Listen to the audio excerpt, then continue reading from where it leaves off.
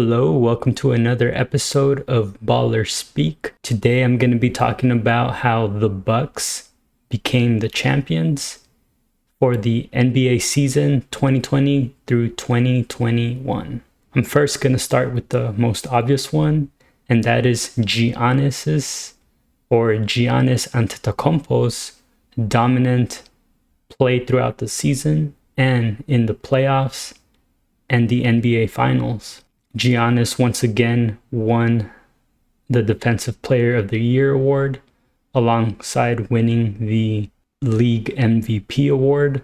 And to top it off, he won the Finals MVP as well. And he definitely has been a dominant force on the Bucks for the last few years now. He can do it all. He can attack, finish at the basket. He's got a decent jump shot.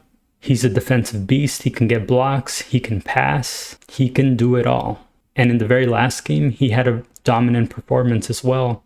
He dropped 50 points, 14 rebounds, 5 blocks, 2 assists.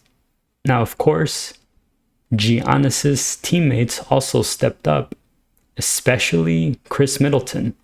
Chris Middleton had some great moments where he came through clutch. He had a few 30, 40-point games all throughout the playoffs, and he really solidified himself as a superstar. Of course, they also brought in Jrue Holiday, and while on the offense, he was a bit inconsistent. Sometimes he would have a low-scoring game. Sometimes he would have 20-plus points, but his defense was key to their victory here. Comparing him to the Bucks' previous point guard, Bledsoe, Jrue Holiday was a significant upgrade at the defense there. And in one of their last games against the Suns, he had a key steal against Booker that locked in the W for the Bucks in, I think it was game 5 here. And so he came through. But of course, you had other guys as well, like Brook Lopez, who always provides a spark. And then you had Bobby Portis, who also provided a spark off the bench with his grit and defense and offensive rebounding. Another reason was health.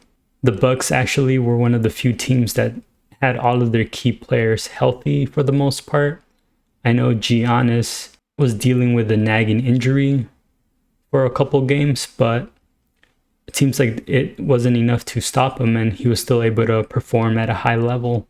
But the injuries are more notable against one of their previous opponents here, and that is the Nets. I actually expected the Nets to beat the Bucks and to be the favorite to win the championship, but Kyrie Irving went down, and then James Harden had been injured, and he was dealing with an injury during the series against the Bucks, and they were not able to stay healthy enough to compete against the Bucks, so we didn't see them at their full power here.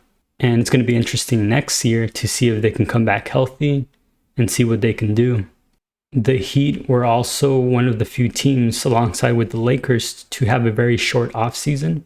And of course, the Bucks were able to sweep them 4-0 in the first round. But I'm pretty sure the Bucks were out for revenge as well, and that was another factor as to why they dominated against the Heat. When they played against the Atlanta Hawks, Trae Young was also dealing with an injury, so they didn't get them at their full power, although I think Bucks would have still won that series. Injuries were a big part of the story throughout this season and in the playoffs, and I feel like in the Western Conference, the Suns would have not made it if the Clippers were fully healthy. I don't think they would have even gotten past the Lakers, although I still recognize that the Suns are a very good team. And of course, the Bucks are a very good team as well. I think other than the Nets, the Bucks are the second best team when fully healthy. But we'll see. Maybe they will prove us wrong next year when they defeat a healthy Nets team. But let me know your thoughts. Do you agree or disagree with anything I've said? Let me know. And if you like this content, please like, share, subscribe, and I will see you all next time.